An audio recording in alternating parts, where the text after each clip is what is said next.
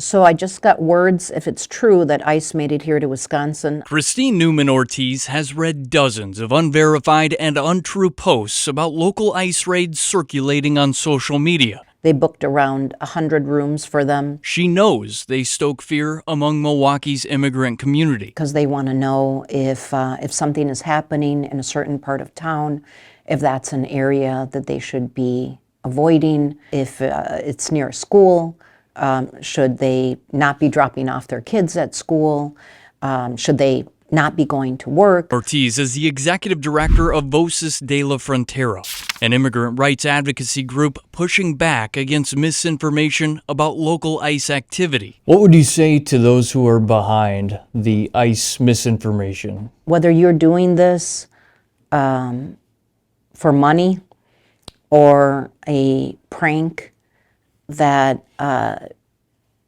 you really need to stop and reflect on what's happening in our country right now. It's irresponsible, and that we all have a stake in our future. The internet is basically the greatest rumor dispersal device we've ever created as a human species.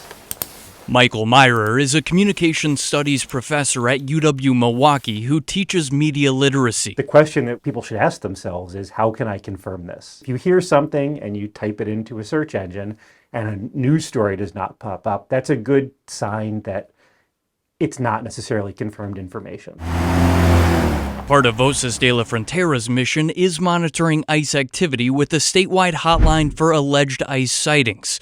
The organization has 2,000 volunteers trained to verify whether ICE is truly where tipsters report. So it really is like a rapid response. The first step is really, is it true? What percentage of those tips are actually factual? A smaller percentage, a very, smaller percentage.